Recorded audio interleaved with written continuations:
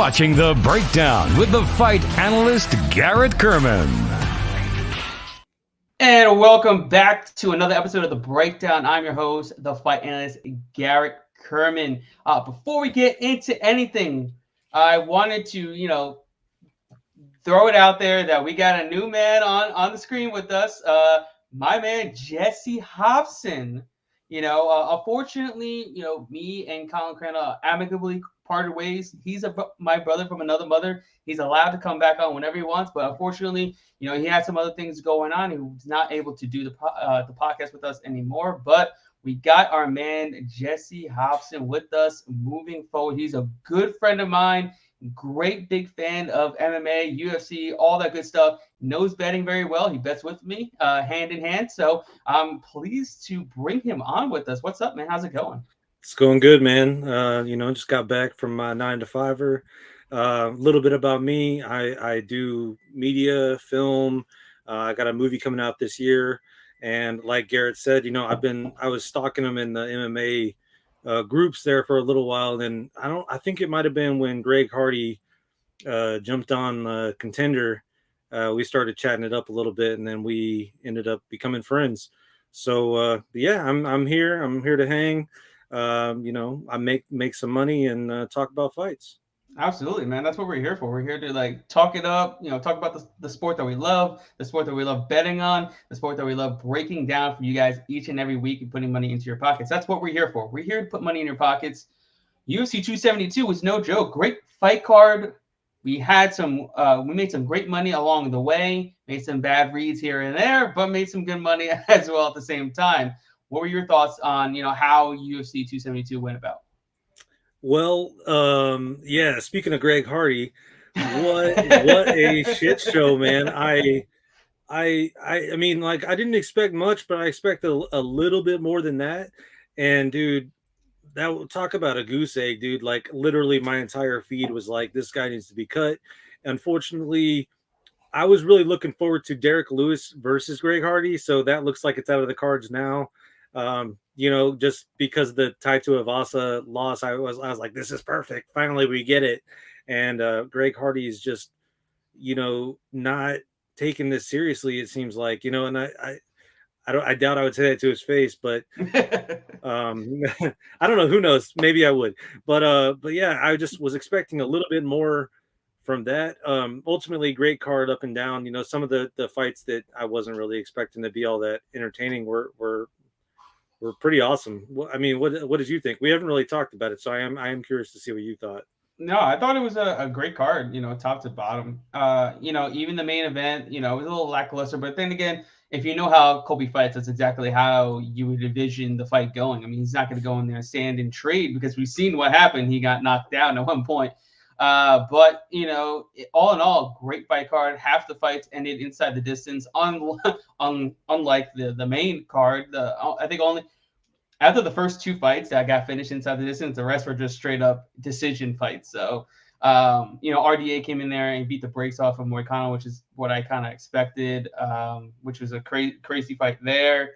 It's just I just thought it was overall, it was expected. I thought it went as planned, and I thought throughout the entire card, I was excited, Yeah, talking about that fight too, I do want to say I was a little surprised, that they didn't throw in the towel after round 4. In Houston, didn't Brunson's team threw in the towel, and I think they're trying to make that normalize that. And these guys, sometimes they need their team to save themselves ultimately. And if there was any time that a towel should have been thrown, that was a beatdown. But I mean, you could also argue, don't get me wrong, I love violence as well, just as much as the next guy. He was still fighting until the very end, but that's going to take some time off that guy, man, and that's what I don't like to see.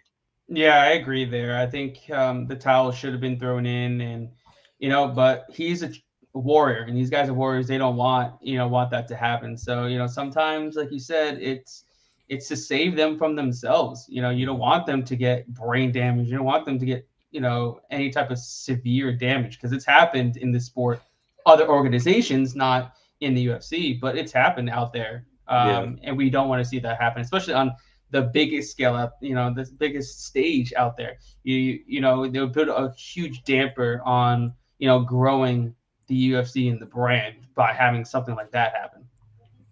Yeah, agreed. And then also to Barboza and Mitchell, like, it when Mitchell walked out, I thought like, hey, I like going into the fight, I thought Barboza was gonna do something. Me Trust too. me, I'm a huge Mitchell fan. Like I've been a fan of his since Tough. Looking back, even at that series, it's odd to think that he's one of the last left from that particular season. And he's came so far, but ultimately once he started walking out, I was like, man, I really just want him to win just so I can hear what the hell he's going to say after he wins. Because I don't know if you caught the Ariel interview, but man, he was and recently I think he did an interview with Fox News. So like, I'm just, the guy is at this point everywhere, and I think it's like because of targeted ads, I'm starting to see a lot of his stuff pop up on my Facebook feed, and I don't know. He's came a long way. It's a good story. I expected Barboza to at least give him some problems, but it almost seemed like an easier fight than his last fight. It was crazy. Like he was absolutely dominant. It was like an eye-opening fight for Mitchell. I've been his worst critic. I just didn't think he was up to par, but the dude has shown me a lot. I mean, he looks great on the feet, and his grappling is obviously some of the best in the division. He doesn't even have the accolades like some of these guys do at 155 pounds, Yeah. So it's just crazy to see how well he's progressed over his time and where he's at. And he's probably going to fight someone in the top 10 now, someone in the top 5 to 7, 8 range probably next. Yeah, and I think he deserves that. I don't know. Did you watch Embedded last week leading up to the fight? I wasn't able to catch it. It's I watched them all back to back. I would suggest checking it out. It's pretty interesting. His story in particular, just because his coach is kind of like his dad, and then also too, he whenever he was doing his photos, like for the promo photos, like when they stand there and like get ready to fight, he was wearing his boots. So it was kind of funny to see because he's doing all his motions, but he's still wearing his boots. But I guess my whole point in even mentioning that is what was interesting is his belief in himself. And I think that's what a lot of these guys might be missing. His belief in himself is so strong that you just, it's hard to think he's going to lose. Like it's really wild, man. And it's a nice breath of fresh air. Yeah, it's true. I mean, and he really doesn't give a fuck what anybody thinks about him. As nope. How he's so outspoken about all his beliefs, and he just doesn't care. And that's it's great to have. He's a great personality. He's a great fighter, and I'm just hoping he fights more often. I want to see 3 to 4 fights a year from him versus once. But then again, he was injured. That freak accident that he had. There's only an injury that only Bryce Mitchell would be able to do. Yeah. All right, let's get to this breakdown. We got UFC Vegas 50 on tap, 14 fights, headlined by 2 heavy hitters in the light heavyweight division between Thiago Santos and Magomed Ankalaev. That's going to be a crazy good fight. But let's start on the prelims. First fight up is in the light heavyweight division between Tafan Nchukwi and Azamat Murzakanov, I believe. Right now, Murzakanov is a -170 favorite, and to come back on Tafan and Nchukwi is a +150 underdog. What do you got? What's up, Nick? What's up? So thanks for joining us. With this one, it's no secret Tafan has made us a lot of money. Since back in the day. But And this is literally just going off this dude's name. I don't really know a lot about him, but and I hate to say it, man, but Tafon, his last couple outings, he's looked a little slow, and I don't think I based on what I'm assuming, I would assume that this guy is going to take him down and just have his way with him. And it hurts me to say that, but that's just based on the name alone, what I've recency of Tafon, and it sucks to say. Yeah, I know. I'm a big fan of Tafon. I interviewed him, all that good stuff. I think he's got a bright future. It's just, he's facing a really tough opponent. If he was facing another Jamie Pickett, I'd take him all day. But Murzakanov is no joke. The dude has a combat sambo background. He even beat Kutalaba in combat sambo back in the day. He's fought legit competition. He's undefeated. He's got the grappling. He's got the speed. He's got the power. Normally, Tafon would be the faster fighter at 205 since he's fought at 185, but he's actually the slower guy in this fight. So I just think Murzakanov is going to be able to beat him to the punch. I think he's going to be able to take him down, wear him out, and maybe even get him out of there. I really don't want to see that happen because, like I said, big fan of Tafon, and all that. But I just think this is a really, really bad matchup, like extremely bad matchup for him. Yeah, if for some reason it stays on the feet, I mean, it could be a little bit different. But considering everything you just mentioned, and the dude's also, it says he's 205. I just don't see him wanting to stand with Tafon. Why would you have that game plan? So right. I feel like he's going to take him down and attempt to do what he wants. I mean, it'll be interesting. It sucks that that's literally the first fight of the night. I know. Two Lloyd Irvin products are on this fight card too, back to back. I mean, not back to back, but like Siddique is on the main card. So it's gonna be interesting. I'm hoping they at least go 1-1 either way, or even 2-0. But unfortunately, I actually got money on Murzakanov, so maybe I don't hope Tafon. But yeah, I wouldn't be overly upset. But anyways, moving on, we have a fight in the middleweight division between Dalcha Lujanbula. I think Lujanbula. I don't know. Dalcha champion, and Cody Brundage. Right now, Dalcha is a -120 favorite, and the comeback on Brundage is a +100 underdog. What do you got? So on this one, man, I really haven't liked what I've seen from Dalcha, but at the same time, this is kind of going to be a coin flip for me. If I had to bet something, because I'm showing Brundage is plus money right now, 110, I would probably put the money on him just because I just don't have faith on the other side. But again, I don't have faith on either side really, but I'll take the plus money. Yeah, I think that makes sense. I kind of like Cody Brundage here as an underdog. I think Dalcha, I know he's extremely powerful. He's a judo black belt, if I'm not mistaken. Super good athlete, but he tends to fade as fight goes on, and he does get taken down. So I pretty much think he's round 1 or bust. Does he get the knockout in round 1? Cody Brundage could just drown him rounds 2 and 3, possibly get a late finish or a grind out decision victory. I think he can get it done. He's got the wrestling background. He's the bigger fighter. And I think Brundage at dog money is the way to go here. We're going to see Dalcha come out firing hot. He's going to tag Brundage early. But Brundage gets out of round 1, I think he takes it. Yeah, I would say kind of like yours. And oddly enough, so for anyone that's watching, we haven't talked about this at all. So the fact that we're actually agreeing on this is just kind of random.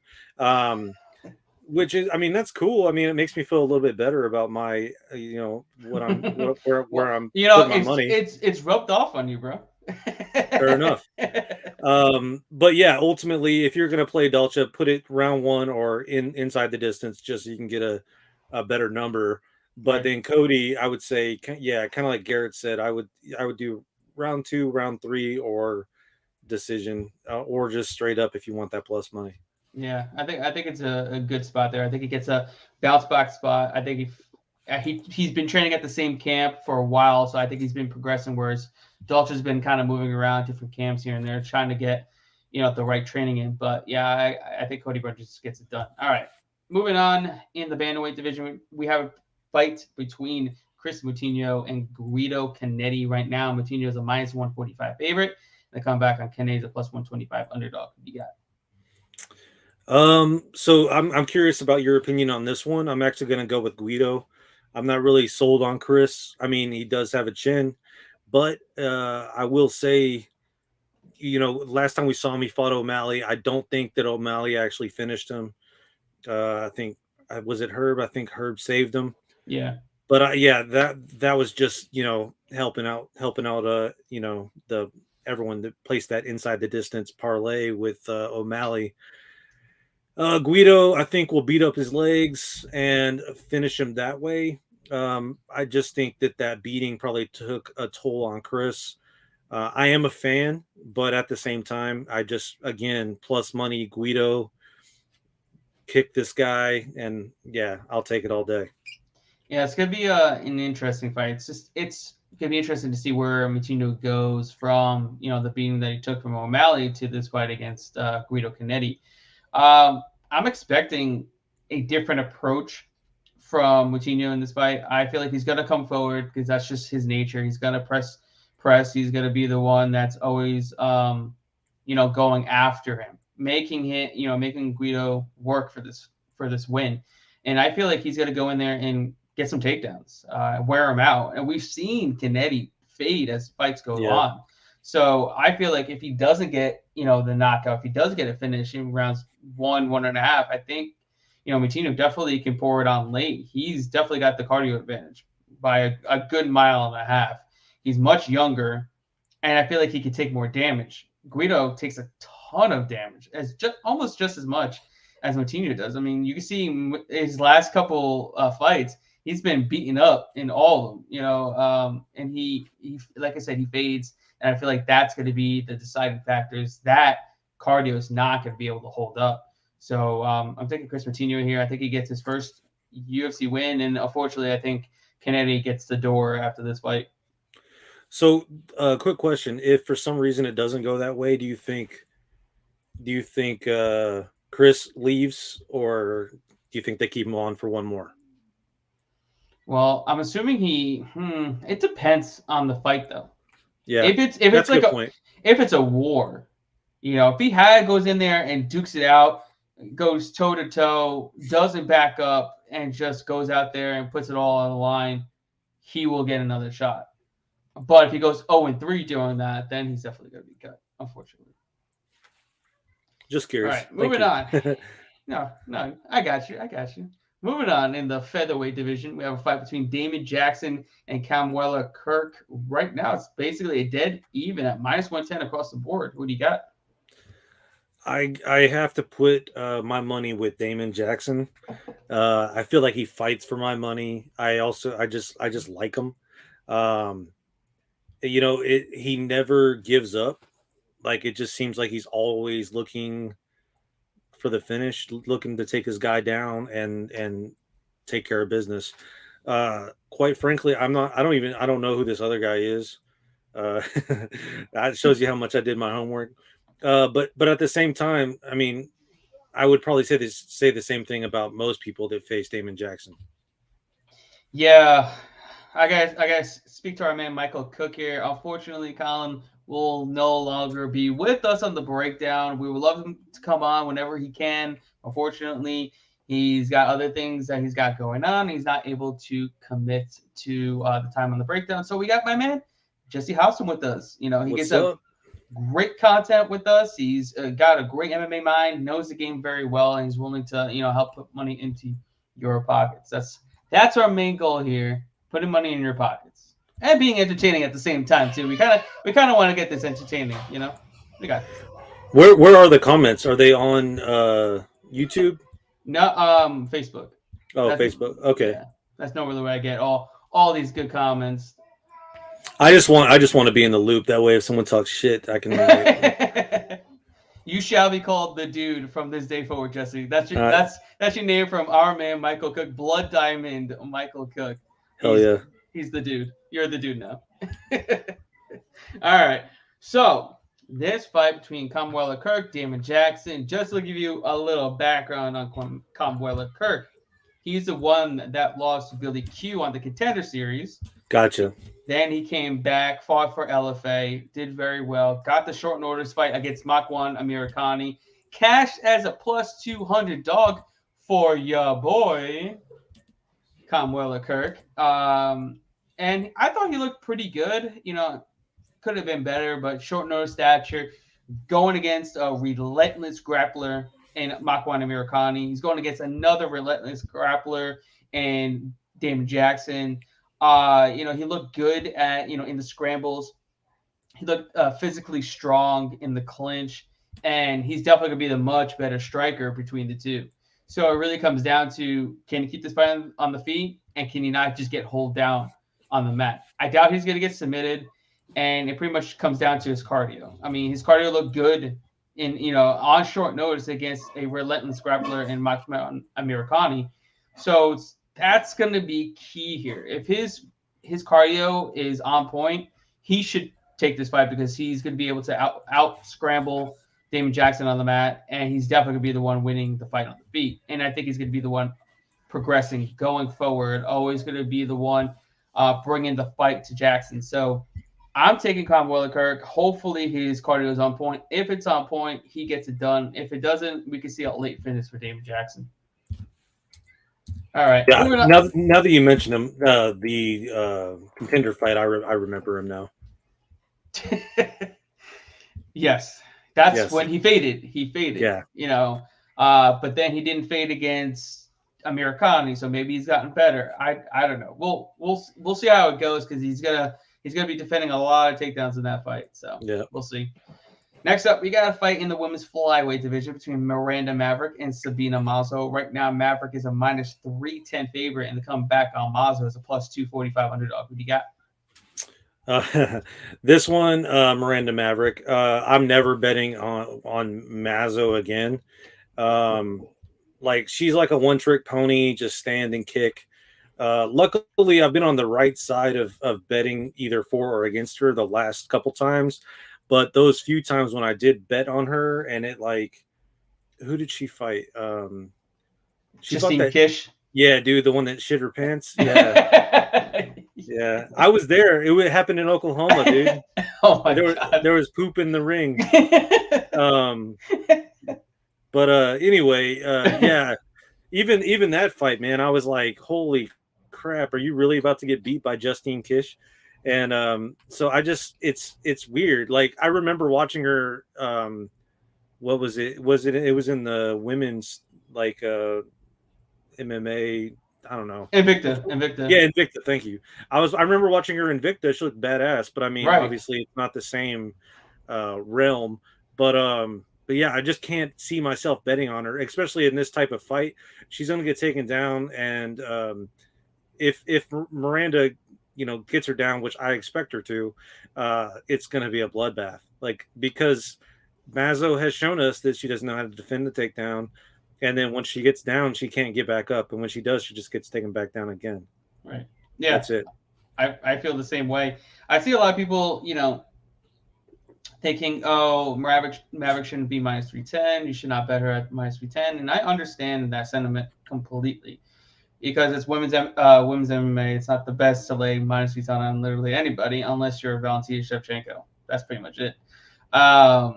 But she's got a great matchup ahead of her. I mean, she's going to have the grappling advantage, and I just think she's going to be able to bully her. She's much stronger, much, much, much stronger.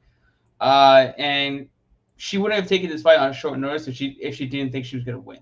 She's coming off 2 losses. One, she got dominated, and the other one, she should have won. So coming into this fight, she needs to win desperately, or she would have never taken this fight. And I think she's going to show that she desperately needed the win by pretty much beating the dog shit out of her. And I know Mazo is training with Glover Teixeira, if I'm not mistaken. So everybody's thinking her takedown defense is going to be, up to par, but it's really not. I mean, you can't go from one camp to the next and just be miraculously that much better. It's just not going to happen.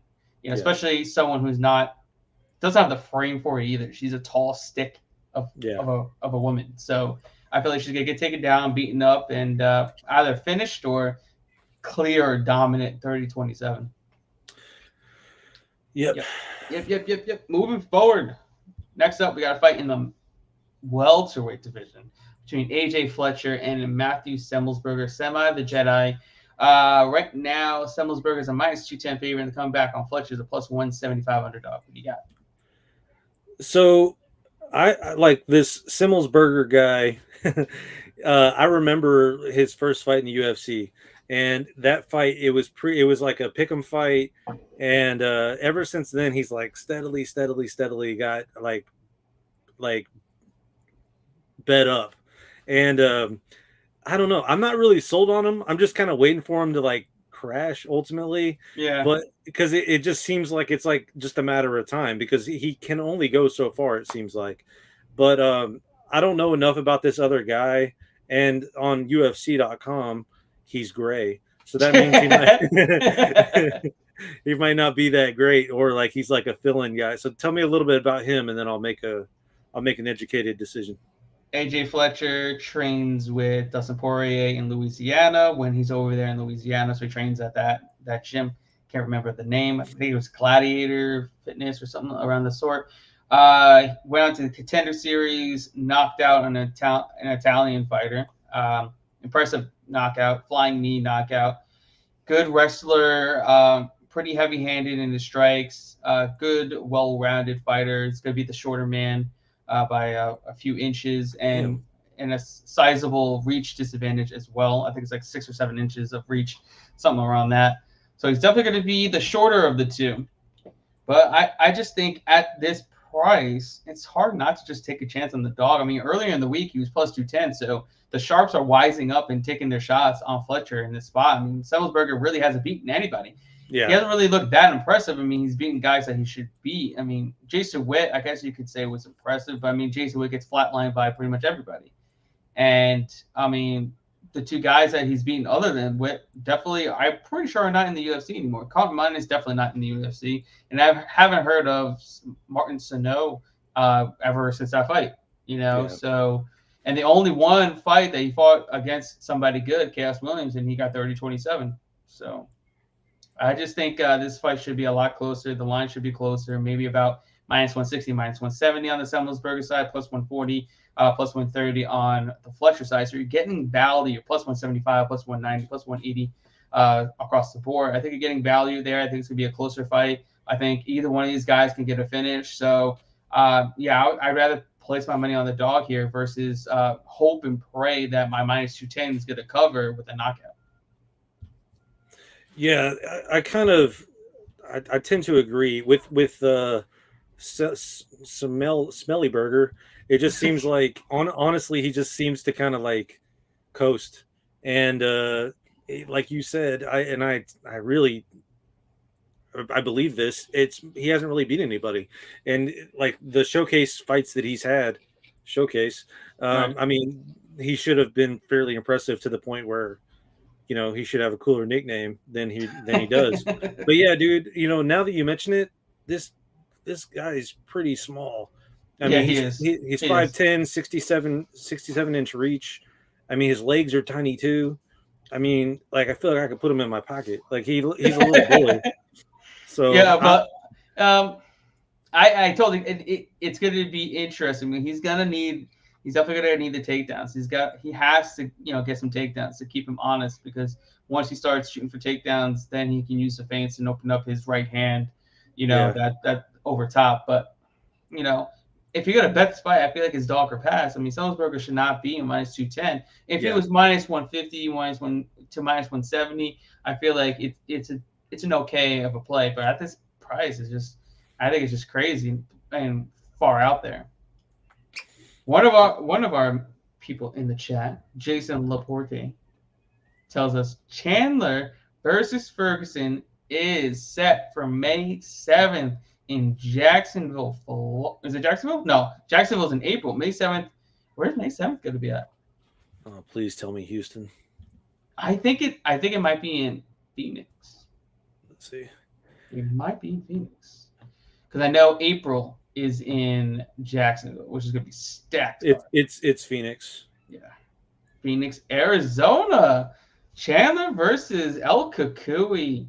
May 7th in Phoenix, Arizona. That's going to be, I don't know if that's going to be a good fight, but we'll see. We'll see. We will see. All right. Moving on, we got a fight in the bantamweight division between Javed Basharat and Trevin Jones. Right now, Basharat is a minus 150 favorite, and the comeback on Jones is a plus 130 underdog. Who do you got? Is Basharat from Contender? Yeah. Yeah, I remember his fight, but at the same time, with Jones, dude, I don't know what it is about Jones, but this dude just keeps getting lucky. I know he ruined a huge parlay of ours. Yeah. And I think he's ruined a lot of things. but yeah, I'm gonna side with him, honestly, man, just because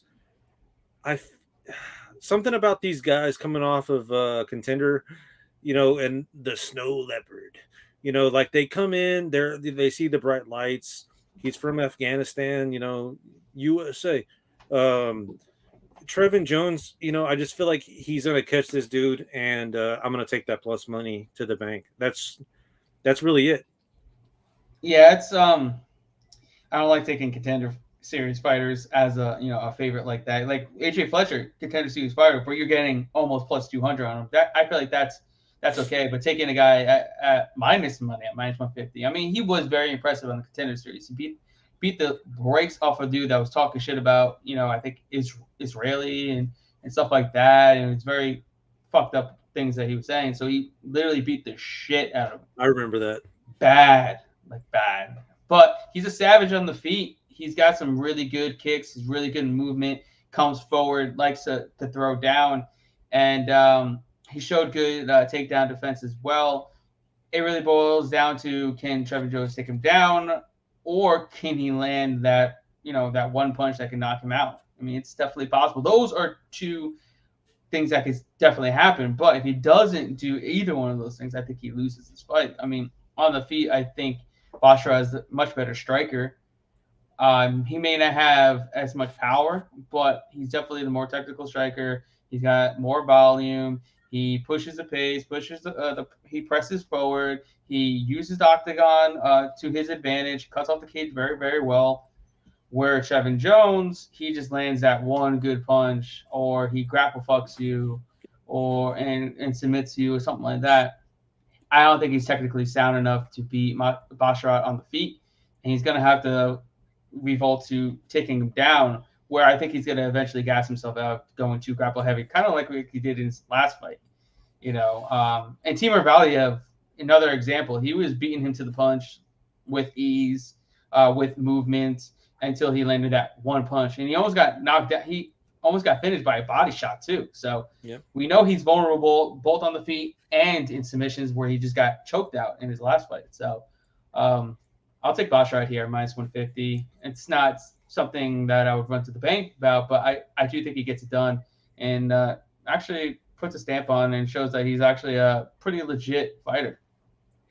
Yeah, the kind of the difference between Jones and Smelly Burger is, like, Jones has actually beat people, though. Like, he's beat decent people, but at the same time, he just has less tools than his toolkit. It seems like both of those fights are going to be really interesting, and that's why I like the Contender series, because, like, it's fun to, like, add these new guys to the mix and just see what happens. But at the same time, they ruin my fucking parlays. They fucking ruin the parlays. The parlay ruining assholes. All right, moving on. We got a fight in the women's flyweight division between Jillian Robertson and JJ Aldrich. Right now, Robertson's a minus 130 favorite, and the comeback on Aldrich is a plus 110 underdog. What do you got? Okay, so the line is JJ's been getting some money coming in. Yeah, surprising. Yeah, because I don't see this going anywhere else but the ground. Right. JJ's not very good at defending the takedown. She's mostly just kind of touch. Hope I hurt you. I'm not a big fan of her style. I've seen her beat the shit out of some people, but at the same time, it's difficult to lay. I mean, it's not really juice, but at the same time, I'm just confused by the money coming in on JJ. Obviously, I think Jillian's going to win this fight by sub, and I really don't see this going any other way. It's hard. I don't see what other people are seeing here, Right. because she's gonna. It's like Jurassic Park. The life finds a way. Jillian's gonna find a way, dude, and I agree. it's just a matter of time. She has 15 minutes to get her ass on the ground, and right, once. It's all it takes is one. And JJ's not really a threat, other than touch. That's it. That's my excellent analysis of this fight. touch. That's all she's got. Touch. But I mean, like, if we really look at it, who is beating Jillian Robertson? Miranda Maverick, Tyler Santos. Yeah. What do they have in common?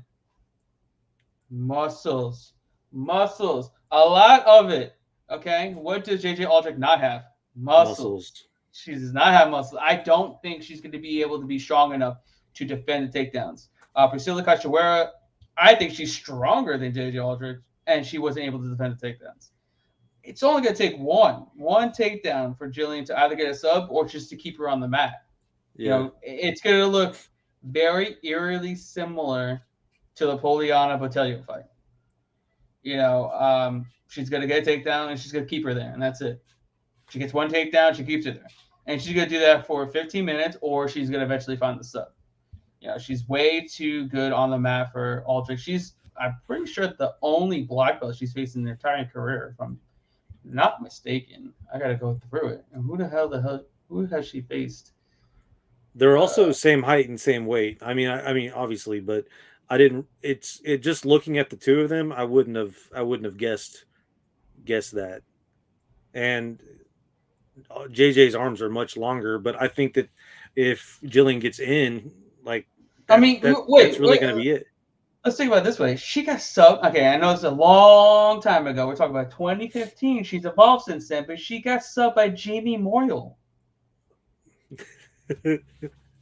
Jamie fucking Moyle subbed her. Granted, it was only her second pro fight, and I understand it. She's gotten better.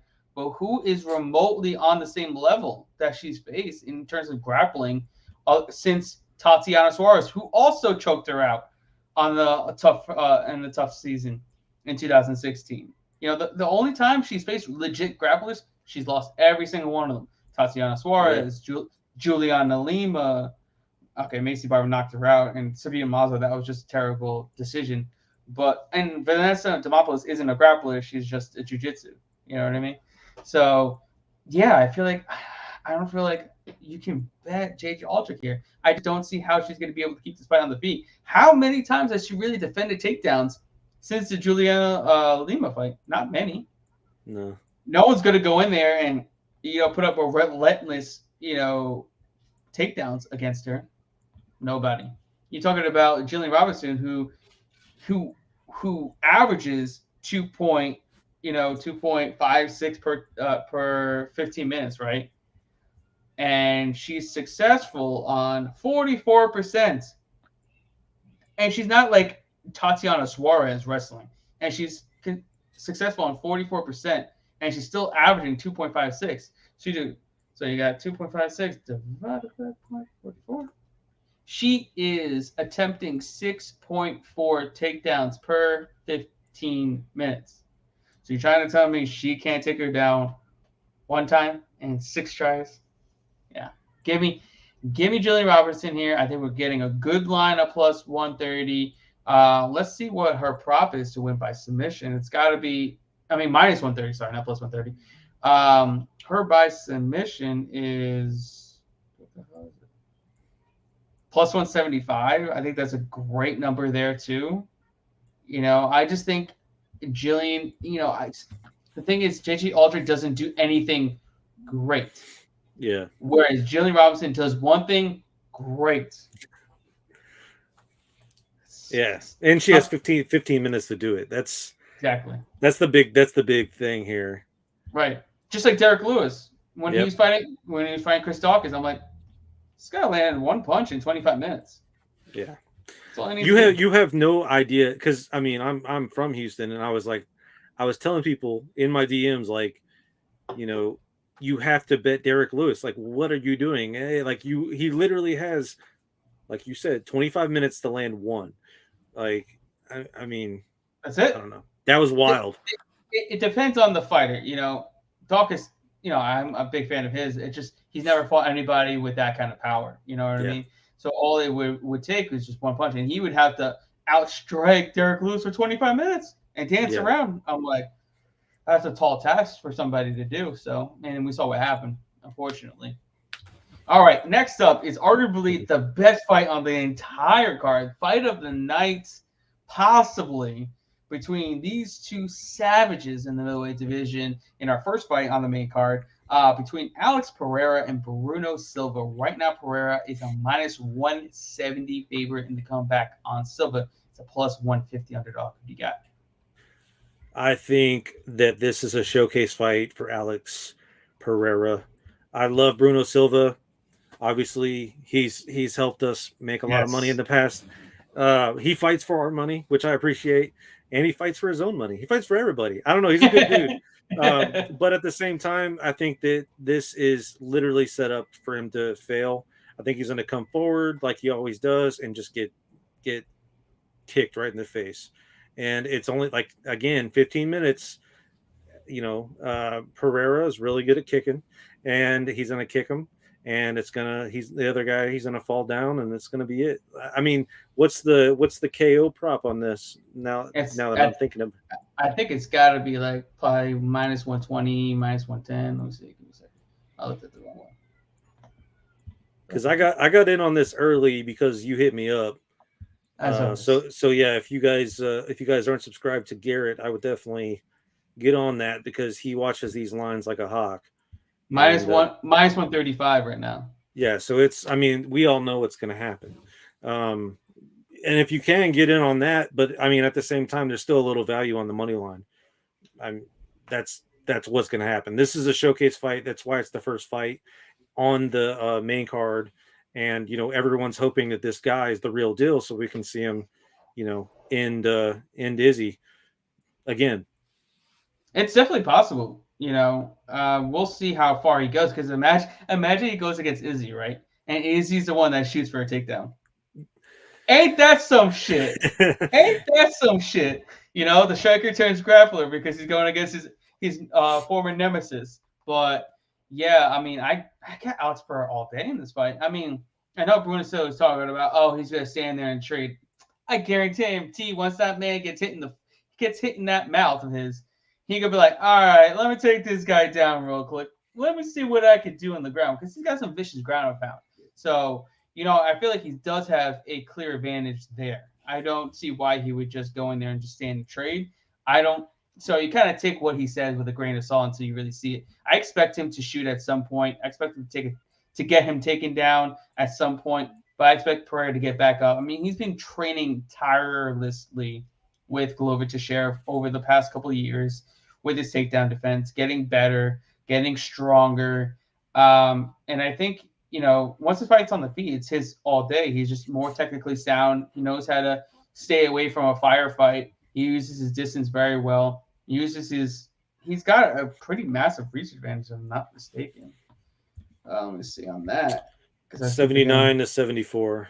Yeah, 5-inch reach advantage, 4-inch height advantage. So he's got the intangibles. He's arguably one of the biggest middleweights on the roster, because, you know, he used to fight at light heavyweight while he was over in Glory Kickboxing. So he's fighting at light heavyweight. He was fighting at middleweight. But middleweight's a great home for him because he's got such a massive size advantage over arguably everybody in the division other than Izzy. You know, they stand toe-to-toe. They're pretty much the same size, except Pereira is definitely more jacked. But, yeah, I feel like as long as this fight's on the feet, Alex Pereira should have no problems whatsoever. I know he's been knocked out before, but we're talking, that was all the way back in 2016, and that was also against a very decorated kickboxer over in Glory. So I don't think Bruno Silva is a decorated kickboxer. I don't think he's going to be able to, you know, mix it up completely. He doesn't use really kicks. majority of the time is going to use a lot of his punches to really knock somebody out. Or Pereira has a lot more tools in his tool chest, and I feel like he gets the job done. And I'm very confident in him and his abilities. I mean, in his last fight against Michailidis, I mean, he landed 2 strikes, and Michailidis was only landing 0.57 and per 0.57 per minute. So it's pretty impressive. And I know Bruno Silva is an absolute powerhouse, but I mean, look at who he's fought. You talk about 3 of the chinniest dudes the UFC can give him. Yep. Wellington Turman, Andrew Sanchez, and Jordan Wright. And mind you, Jordan Wright was landing on him, was he not? Or am I mistaken? No, I believe wasn't. I think Turman was too.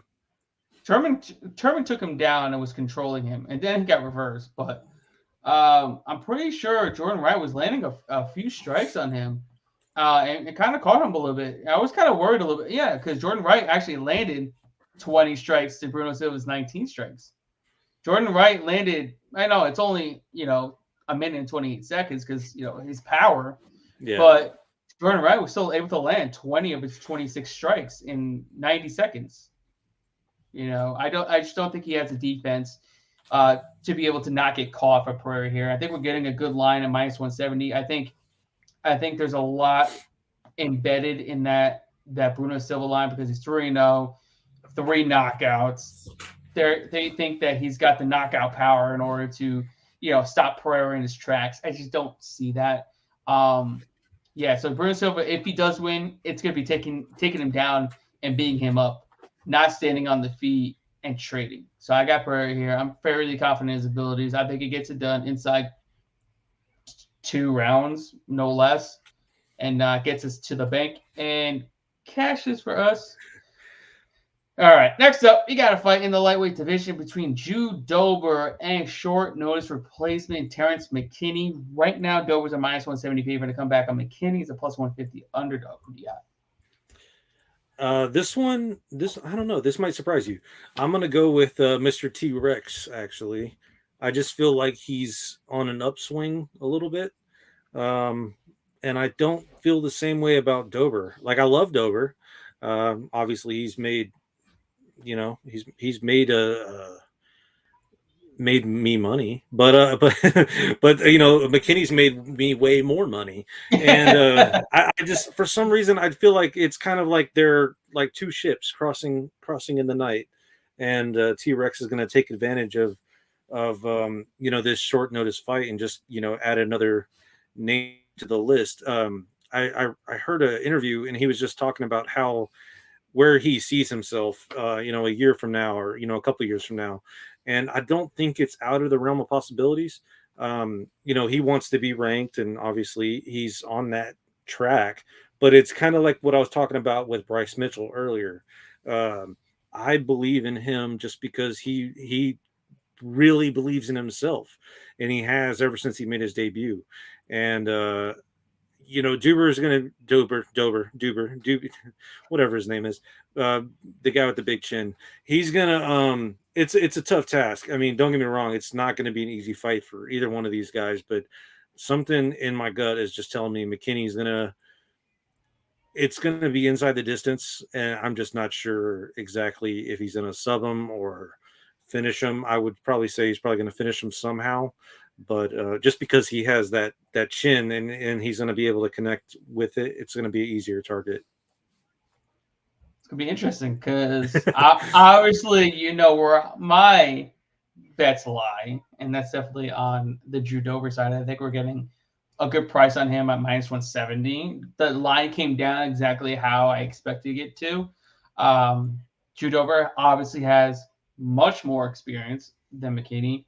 Almost double, if I'm not mistaken. Yep. Against far better competition. You're talking about his two of his losses have gone to Beneil Dariush and Islam Makhachev. His last loss was against Brad Riddell, who he went 15 minutes with in an absolute war. So you're talking about judo who's never been finished by knockouts. He's been finished by submission 4 times. But 2 of those 4 times against legit grapplers Islam Makhachev and Beneil Dariush, Brazilian Jiu-Jitsu black belt. I just don't think McKinney's on either of their levels in terms of jiu-jitsu. I don't even think he's a black belt. I think he's probably around purple to brown belt. And I just think if this gets out of round one, he hasn't seen round two at 155 since 2016, if I'm not mistaken, or a while ago. He has not seen round two at 155 pounds because he's only, I think, 6 or 7-0 at 155 because the other half of his career was at 145. So this guy is 6-7-0 at 155. Really hasn't faced anybody remotely on the same level as Drew Dober yet at 155. And he's got to face him on short notice. And he's got to have the cut weight again after just cutting two weeks ago. It's just the add this, add that, add this, add that. He wasn't in the training camp either. It's just the revolving stuff, that surrounds it. And that's why I also went against Moicano against RDA. It's same similar thing happened. People were betting on Moicano because they think RDA's done. People are betting against Drew Dober because they think he's done because he's lost 2 in a row. But against elite competition, we're talking about 2 fights ago, he lost to Islam Makhachev. Yeah. Where no one wanted to fight him. He's like, fuck it, let's go. And then he went against another guy nobody wants to fight named Brad Riddell. He's like, fuck it, let's go. And he went to war with him for 15 minutes. That's just how I see it happening. I just think he's got the experience. He's a better all-around fighter. And I think, ever since his last 2 losses against elite competition, he's only gotten better. I feel like he can't get any worse. And I think he gets the job done here against Terrence McKinney and just takes McKinney down a notch, just a smidge, because he's riding high. This man talks the talk. Yeah. But let's see if he can walk the walk on Saturday night. Well, also, too, McKinney also has all of the advantages. He's taller. He's bigger. He has all the reach advantages. I don't know. It almost seems like the perfect storm for Terrence McKinney. I do agree with you as far as the recency. I do believe that's why people like me believe in him. But I also didn't think RDA was going to get beat either. There's just something special about McKinney because if you really look back at who Dober has beat recently, Alexander Hernandez, I mean, not really that special. I mean, you could argue that Nazarat is pretty legit, but I mean, he also knocked him out. Yeah, but I don't know. But then you also have to look at. I know you're talking about resume and who Drew Dober's beaten, but look at Terrence McKinney and who he's beaten, and look at who he's lost. No, I was looking at that a second ago, but I mean, I think that Matt, there's some questionable things on it. Yeah, but I don't know. But, it just seems like it's the MMA math's time. MMA and math's not going to work. We can't look at resume to resume. Styles makes fights. A fighter's going to win regardless of who they've fought in the past. You can't really look at resume on either side. Terrence McKinney has all the momentum in the world. He's fought 3 times in the last not even a year, if I'm not mistaken. Yeah. And he's looked sensational in each and every one of those fights. He's been getting better. He's on a 5-fight winning streak. I understand the love that he's getting. And, rightfully so, he could win this fight. I just believe Dober's not done yet. Yeah. I feel like he's only lost to the top tier of the division, right? If I'm not wrong. No, you're not wrong. You're not wrong. Yeah. So, and after this weekend, you'll just add McKinney to the top tier of this division, I guess. I mean, it's definitely possible because if Terrence McKinney loses, he's essentially a top 15 fighter. Whether Drew Dober is, ranked top 15 or not, he's essentially a top 15 fighter. Let's not. Yeah, he doesn't lose anything by losing this fight. Ultimately, no, not at all. Not at all. Yeah, it's pretty cool. He gains experience against a high level competitor. He gets super paid because he got another new contract. So everything is just stacking up against him. He's like, fuck it, I got nothing to lose. I'm gonna go in there, and that's a more dangerous fighter because he's got nothing to lose. He's like, I can go in there and do what the fuck I want. I win or lose, I'll put it all out there. I still getting paid. I'm still in the top of the heap, 3-1 in my last 4. So we'll see how it goes. But ultimately, I got Dover getting back into the win column. All right, next up, we got a fight in the light heavyweight division between Khalil Roberson and Khalil Roundtree Jr. Right now, Roberson's a minus 125 favorite, and the comeback on Roundtree is a plus 105 underdog. What do you got? I'm gonna take Carl Roberson here. Khalil Roundtree, obviously very strong guy, fairly large man as well. But they're both coming in same height, same weight. Roundtree only has the reach advantage, but I just feel like Roberson's going to wrestle him. And we both know that Roundtree has a pretty bad gas tank. And I hate putting money on that guy. There's been so many times where probably both of us have put money on Roundtree to win fights he should win. And he just looks like Charles Barkley out there, just like looking at the clock, dude, what are you doing? And I'm a fat white dude too, but I mean, I'm not in a position to do that. And it's so disappointing as a fan, especially a fan of his, to just see him again. I'm going to use this word, coast, like he's just trying to coast to a victory when he hasn't won any rounds. It's so sad. But Roberson is coming off a loss, and I think that's why we're getting this line, is because it's the recency shit, and I just don't see this going Roundtree's way. That's my take. And I mean, who has Roundtree beat recently? I mean, not really anybody, really. Yeah, he beat Modestus Bukauskas. That was his last win, and he's not in the UFC anymore. Yeah, it's just hard. I'm not sure what I'm not seeing, honestly. No, I agree with you. I mean, I think Carl Roberson is the better athlete. He's the better technical kickboxer. He's actually fought in Glory kickboxing as well. But the key factor here is I think his improved grappling is going to play a massive factor in this fight. We know that Roundtree has been submitted numerous times in his career. He has been taken down numerous times in his career. And I think Roberson can easily win just going that route. And he can get a submission, and that submission prop is like plus 900 or plus 1,000. I mean, why not throw $10 to win 90, $10 to win, 100 on him possibly winning by submission? I believe he's got 2 wins by submission in his UFC career by rear naked choke, Darren Stewart and Roman Kopylov, if I'm not mistaken. You're right. He could do both of that. He can implement the same game plan against Khalil Roundtree, and he can get it done. So you're giving me plus 900, plus 1,000 on the chance that he takes him down and submits him in the easiest way for him to win instead of standing and trading. I feel like, why the hell not? Even $5 to win 50 or $5 to win $45, it's worth a chance. I think Roberson gets it done. I think he wins by submission, and cash is a huge prop there. Well, also too, he's coming off 2 losses from good competition, right? Also submissions, which is kind of interesting. So I mean, yeah, he has something to prove. Brendan Allen's no slouch. Marvin Vettori, there was I expected a little bit more out of him going into that fight. But I would love to see a rematch if he can start putting stuff together. Yeah. I mean, now that he's at 205, I doubt he's going to go back down to 185. But but my point is this, though, they legitimately hated each other, so right. I could see that somehow, MMA, let's do it. That is true. All right, moving on. We got a fight at 145 pounds between Alex Casares and Siddique Youssef.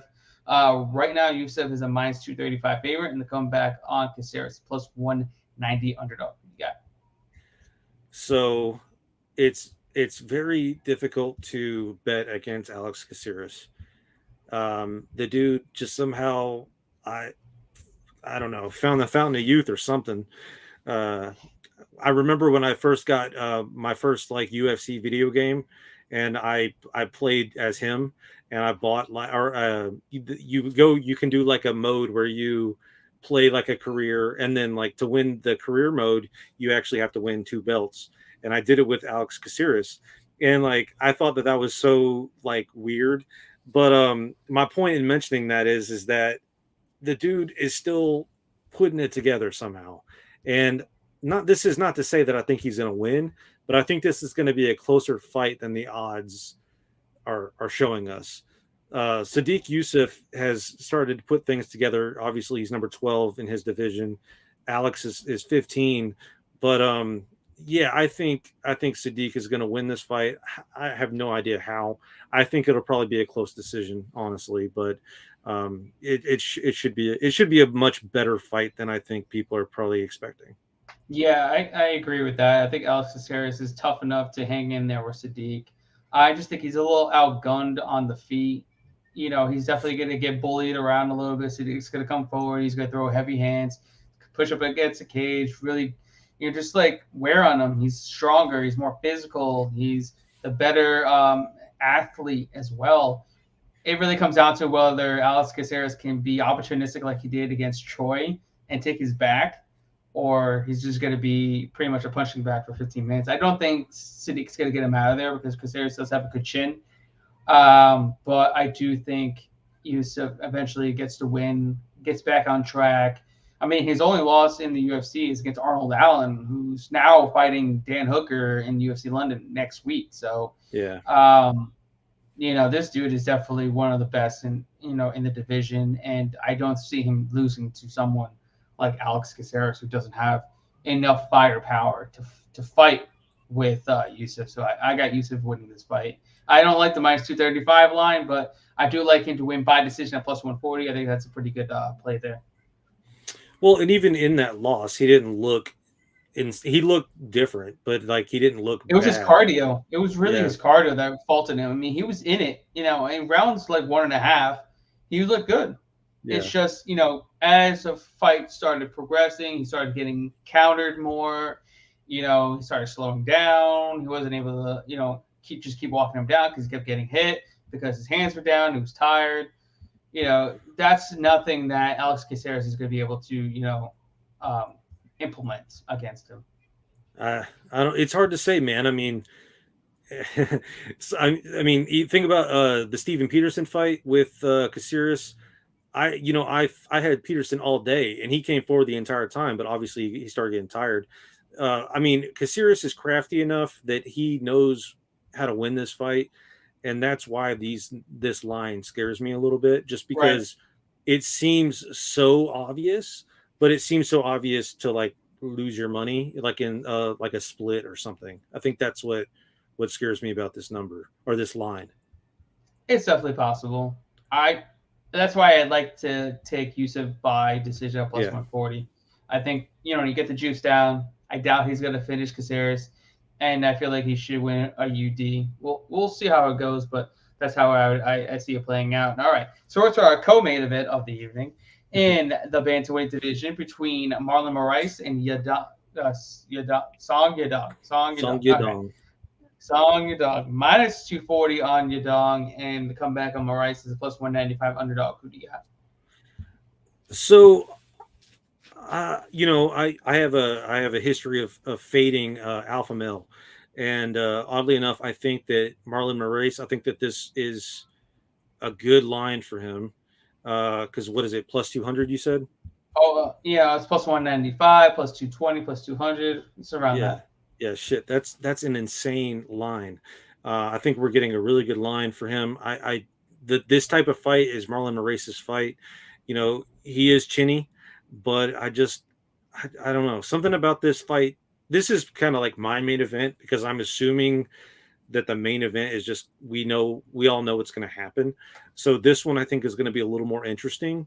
And when I put a large sum of money on Marlon Moraes and then he wins, it's just going to be even that much better.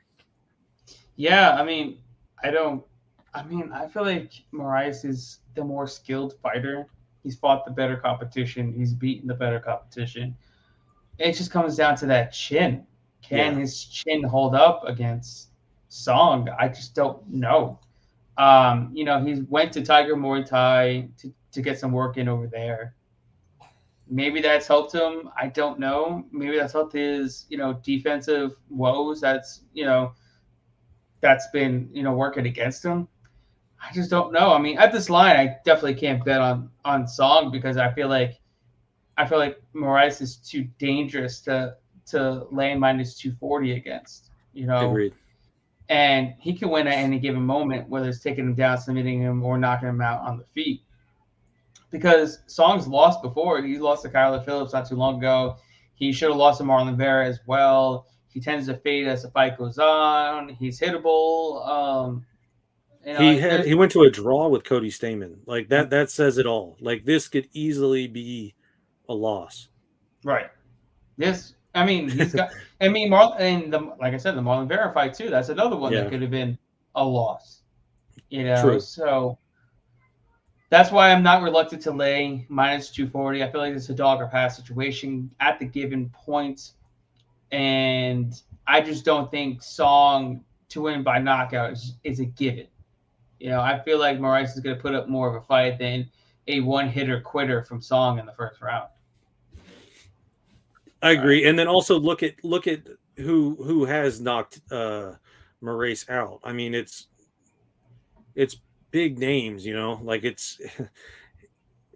don't know. The top of the heap, Henry Cejudo. Yeah.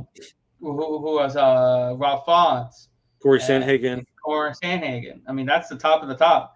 So you're trying to tell me Song is on the level of those three? Yeah, see, I don't see it. Right. I agree. And I feel like it's dog or pass. I just don't think Song at minus 240 is the right move. And I understand people are writing off Moraes, and I totally get it because of his chin issues. He's been knocked down in 3 straight, and Song packs a punch. But if he does get the knockout, what happens there? And it's not like Song is knocking people out dead. Yeah. I think that's my argument too, is like as soon as I saw this line, I felt like this is probably the most interesting fight, because for me anyway, just because of the MMA math, there's so much that both of these guys have to prove. Right. And again, I'm fade alpha male all day. Like I just feel it's like the worst corner in UFC. And as much as I love those guys, I just don't see Moraes is going to do some magic, baby. Magic Marlon Moraes at its finest. All right, moving on. We're up to our main event. We're finally up to our main event in the light heavyweight division between Magomed Ankalaev and Thiago Santos. Magomed Ankalaev is a massive minus 600 favorite. And the comeback on Santos is a plus 435 underdog. Who do you got? The Russian. I love Thiago Santos. I thought he beat John Jones, me personally. And the fact that he did that, in the situation he was in, with his ACLs and everything, like, holy shit, that's fucking impressive. This fight though, Magomed's going to take him down. I think he's going to ground and pound first round finish. First round. I'm calling it right now. First round. Wow.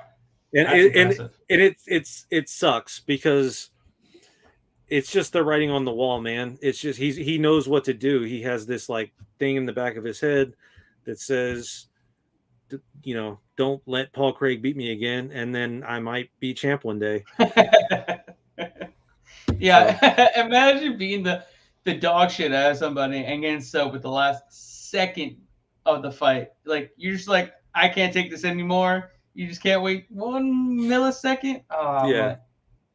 Yeah, I had that ruined I remember it was like around St. Patrick's Day or something, and I had that parlay, and I was like, that was like my one sure thing, and like it just ruined my day. But yeah, I'm never gonna forget that. Like it just sucks. Like, because like, and that's the sad part about this too, is that I could see him, fighting for the belt, but because of that, it's just hard to think that this guy has the heart to like actually win the belt, because if anyone, hurts him, he's gonna tap. And obviously this isn't gonna be the fight that he taps. But yeah, I just think he's gonna finish Santos. I mean, Santos has not looked good lately. I mean, ever since his ACL, tear, he hasn't looked like the same fighter at all. Yeah, and I love the guy. I mean, he's put on some really great fights. I mean, like I said, I think obviously the John Jones was split, but I really lean towards him in that fight. Glover, he looked like shit. Rakitic, he looked like shit. Johnny Walker, he looked like shit. I mean, yeah, it's just weird. Yeah, I got Magomed all day in this fight. Unfortunately, no money to be made at my 600. I think he's eventually going to fight for the title at some point, probably one more fight, and then he's title bound. He's got the wrestling, he's got the striking, he's got the power, he's got the ground and pound. He's the all round, well-rounded fighter. He's got everything to be the champion. I think he will be the champion eventually. But yeah, I think he steamrolls Santos. I kind of want to see a finish. I don't want to see a Johnny Walker type of fight. So I want to take Ankalaev to win inside the distance, just because that's what I want to see, which gets me, where is it? Ankalaev plus 100. See, that's not bad. And I would assume that that's what he wants to do too, so that way he gets more eyes on him. Because at this point, I mean, he's in the conversation, but until he gets like a legit finish, it's no one's going to care. And we all know money talks. So if he can't finish this guy in a way that's like gets people talking on Twitter, gets people asking him questions, then they're not going to give him a title shot. I mean, we see it in every other weight class. It's the same in this one too, unfortunately. Yeah, I agree. He definitely has to make a statement here, and I feel like a Johnny Walker type of, fight where he just coasts for a win like Santos did. I just don't think it's gonna get people to want him to fight for the title, because you're gonna get the same shit. So, but yeah, I think it goes in there and gets the job done. I think it's in emphatic fashion. I think he finishes Santos like not many people have been able to do, and really puts a stamp on this man should fight for the title next after Glover Teixeira and his counterpart that I can't forget I forgot his name right now. I don't know why, but yeah. That's who I think it gets it done. That's our main event, and that's the breakdown for this week, UFC Vegas 50. Broke it down for you guys, making you guys money this weekend. We're here for it. Sprinkle that money. But before we go, my man Jesse, where can everybody find you on social media? You can just Google me, Jesse Hobson. I got a movie coming out, and then I do movie reviews and interviews. Got a YouTube video coming out every Friday. Jesse Hobson on Facebook, Twitter, YouTube, or you can search Joe _Danger, and or check out my website, cinedump.com, CINE dump.com. Love you.